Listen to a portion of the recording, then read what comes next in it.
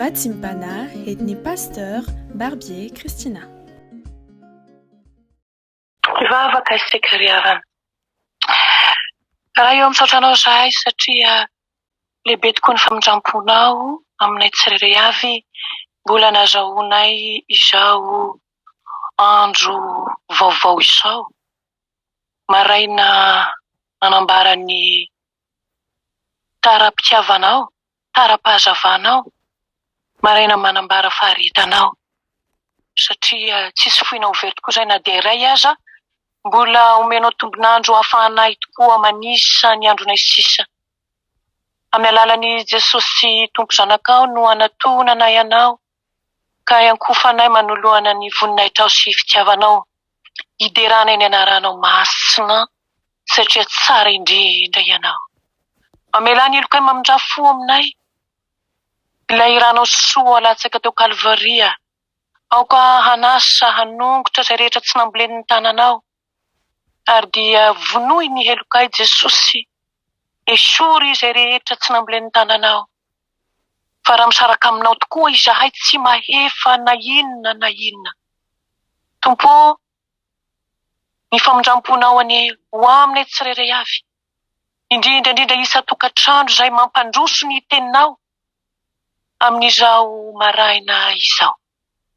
Irao ny fananao mahery Jesosy, ampahery anay indray no lalana anay indray, ampatanjaka ny finoana indray, fa tsy mety raha tsy manampahalalana tokoa ny fanahinay, tsy mitsahatra anao manome mana isanandro sakafo mahavoky ny fanahinay.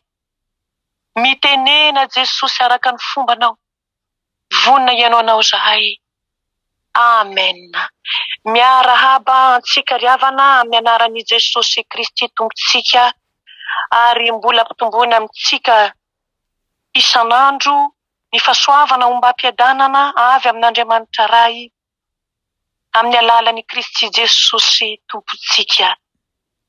Ny teny izay ampahirezana antsika amin'ny teny tia, dia ho jerentsika ny epistily ho an'ny Timoty faharoa. Timoty faharoa toko voalohany andininy faha 7 ka hatramin'ny faha 8. Teny izay efa enotsika matetika tokoa, izany ho vakiana amin'ny anaran'i Jesosy. Fa tsy nomen'Andriamanitra fanaosa isika, fa fanahy mahery sy fitiavana ary fahononan-tena. Koa aza menatra ny ho vavolombelon'ny Tompontsika. Amen. Ray masonao manamasina anay amin'ny fahamarinana, ny teninao no fahamarinana. Amen. Izany teny novakiana izany no mitarika antsika amin'ny lohatenin'ny fampaherezana amin'izao maraina izao hoe, raha ny fanahin'Andriamanitra no mitarika ahy. Raha ny fanahin'Andriamanitra no mitarika ahy. Izao epistily izao dia nataon'ny Paoly apôstôly, raha fanindroany izy nigadra tao Roma.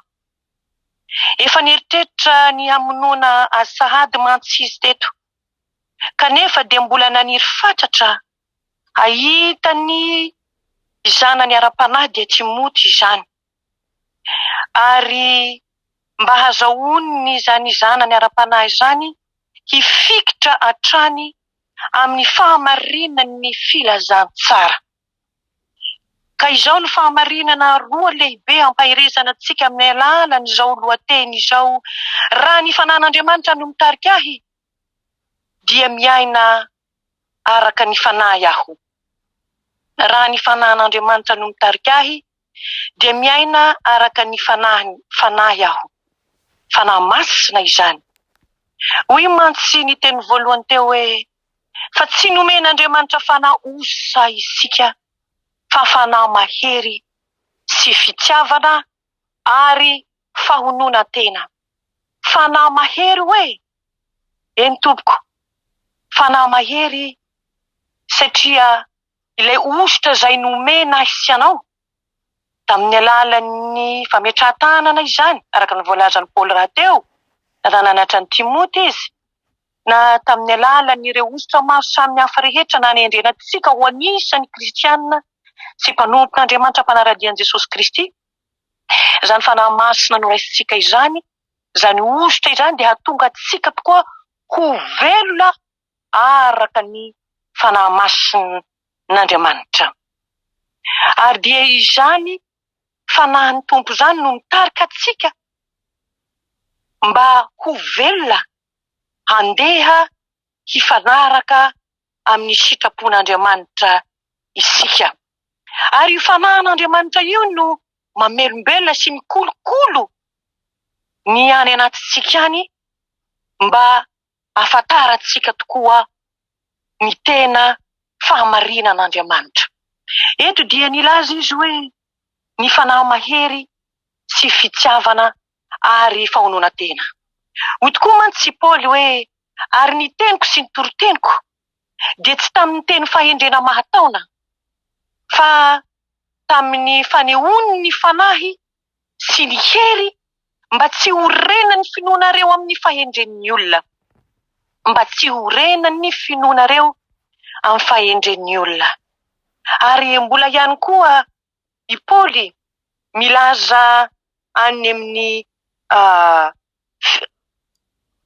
Korintianina any fa isika ozy dia mila mandeha araka amin'ny fanahy raha zanak'Andriamanitra marina isika. Noho izany ry havana malala dia raha nilaza izy eto hoe mila mandeha araka amin'ny fitiavana, anisany toetra izay takian'Andriamanitra voalohany amin'ny zanak'Andriamanitra izany. Izany hoe fandehanana amin'ny fitiavana izany. Hoy ny tompany amin'ny Korintianina voalohany hoe ny fitiavana mantsozy dia maharo-po sady mora fanahy. Ny fitiavana tsy mialina. Ny fitiavana tsy mirehare. Ny fitiavana tsy meboebo. Ny fitiavana tsy manao izay tsy mahamendrika. Tsy mitady ny azy. Ny fitiavana tsy mora sositra. Ny fitiavana tsy manao otri-po. Tsy mifaly amin'ny tsy fahamarinana fa miara-mifaly amin'ny fahamarinana kosa. Mandefitra amin'ny zavatra rehetra. Mino ny zavatra rehetra. Manantena ny zavatra rehetra. Maharitra amin'ny zavatra rehetra. Ravana malala amin'ny tompo. Moa mandeha araka ny fanahy tokoa va isika ry havana. Raha ny fanahin'Andriamanitra no mitarika ahy, dia takian'Andriamanitra ilay fitiavana andao andeha amin'ny fitiavana. I Paoly dia na dia tao aza ny zavatra maro samihafa rehetra izay nolalovany amin'izany hoe mahampanompon'Andriamanitra azy izany, dia izao marina amin'ny teny izay voalazany tokoa izy. Raha nilaza izy eto hoe mahony tena amin'ny zavatra rehetra. Ary fantatsika tsara ny lalana nalehan'i Paoly tamin'ny fanarahana an'i Jesosy Kristy Tompo. Nandalo fanenjehana, nandalo aretina, nandalo ady, nandalo anoanana, impiry aza izy ozy vakisambo, impiry aza izy potraka, kanefa izao i Paoly dia nilaza fa ny fahalemeko no fahatanjahako. Noho izany dia niaina tamin'izany hoe fahonoana tena amin'ny zavatra rehetra izany i Paoly. Ary izany ihany koa no tian'Andriamanitra, tiany Tompo ho antsika kristianina mba harahantsika tahaka koa izany amin'ny finoantsika, amin'ny fanarahantsika an'Andriamanitra. Eny ry havana malala. Fa Andriamanitra fitiavana, mampiseho ny fitiavany antsika izy. Fa fony mbola mpanota tokoa isika dia maty hamonjy antsika Kristy. Tsy misy manana fitiavana lehibe noho izao ny Tompo dia nanomeza ny zanan'ilay tokana mba tsy hisy very izay rehetra mino azy fa hanana ny fiainany mandrakizay. Ry havana malala ao amin'ny Tompo. Tian'Andriamanitra antsika amin'izao maha kristianina antsika izao handeha tokoa araka ny fanahy ary velona araka ny faramasina.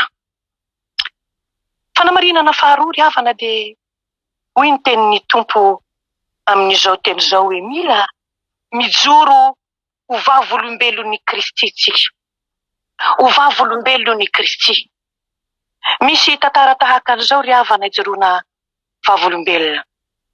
Isaky ny 7 taona ry havana dia misy seho ara-panatanjahantena mahasaraka ny sain'ny olona an-tapitrisany manerana an'izao tontolo izao.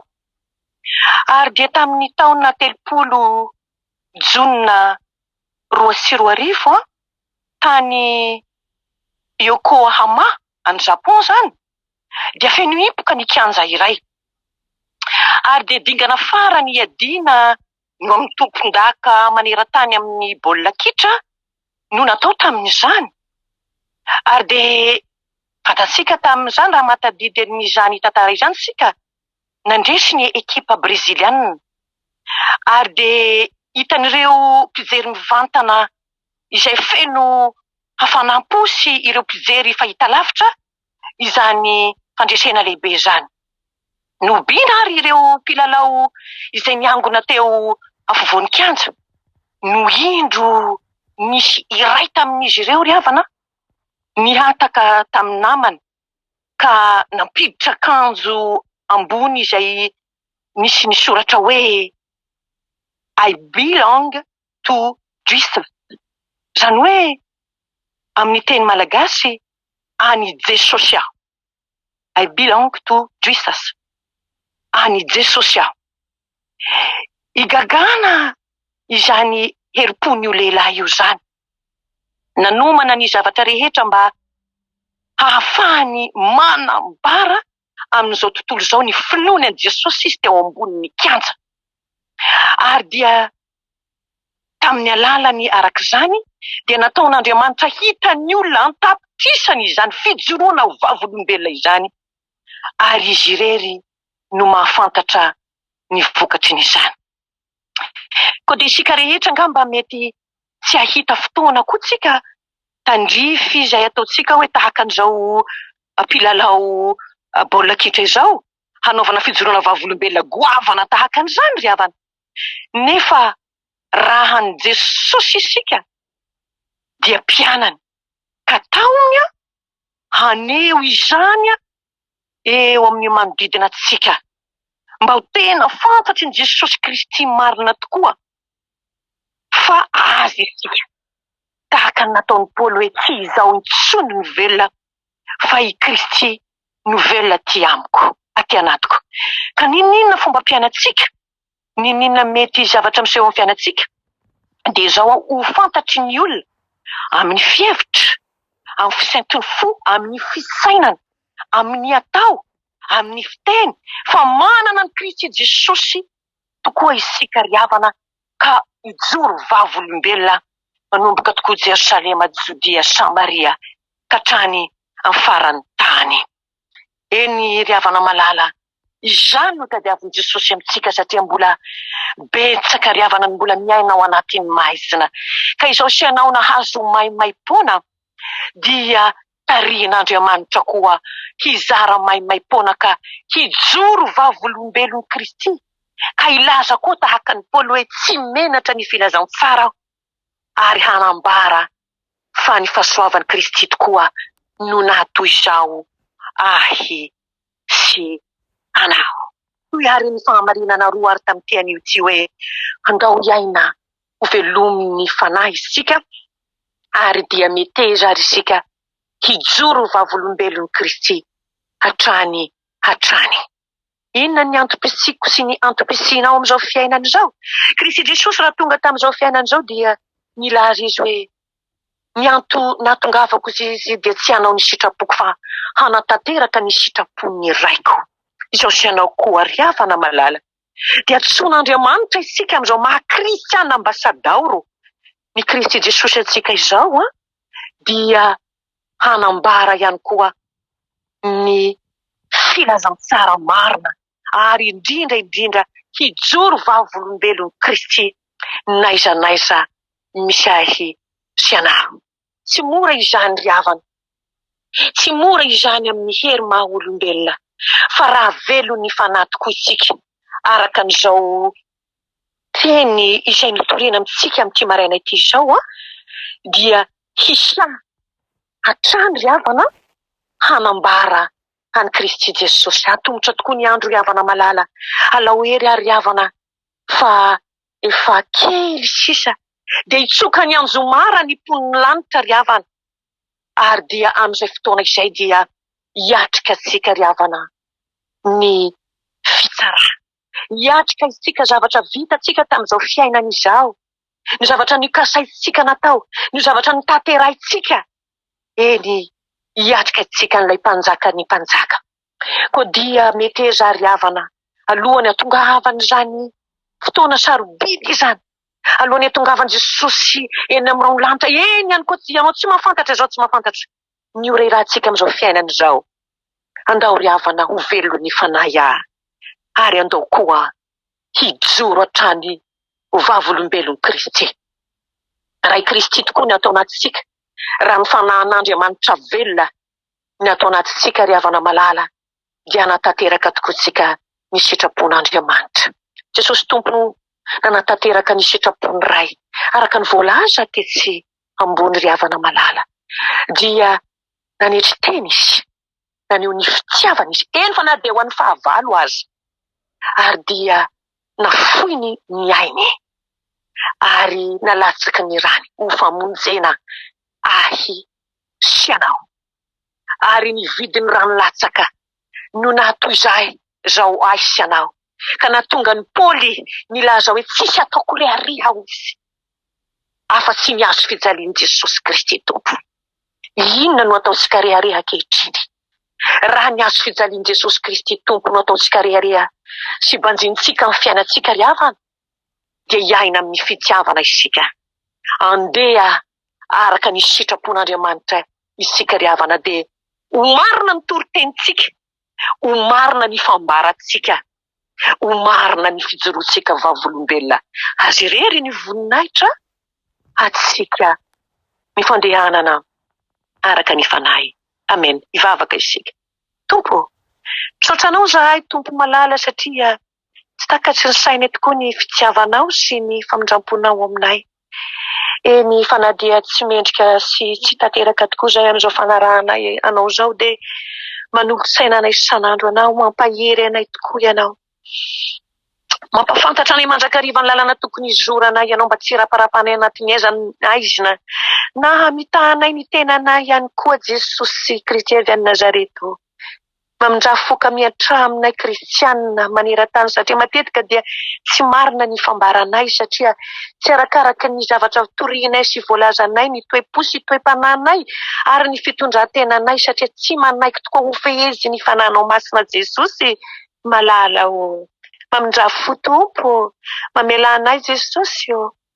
Sasao amin'ny ranao madio zahay mba ho afa-keloka Tompo malalo. Ampio zay amin'izao sisa izao mba ho tena hijoro vavolombelonao marina tokoa Jesosy. Tsy tenenan-dratsy ny anaranao ary tsy angala baraka ny anaranao masina Tompo. Fa andeha tokoa araka ny fitaria ny fanahinao mahery. Dia ho hita aty aminay tokoa Jesosy ny vokatry ny fanahy izay lazainao tokoa amin'ny Galatianina 5. Jesosy malala ary dia ho voninahitry ny anaranao ihany koa Jesosy no andovany ny fiainanao mandrakizay. Ary andehanana isan'andro Jesosy mifanaraka amin'ny sitraponao marina tokoa Tompo malala. Taio ny teninao Jesosy. Taio ny filazantsaranao izay torianay tokoa Jesosy malala. Ako mba hitaona fanahy be da be izany. Hitaona fanahy handova ny lanitrao Jesosy malala.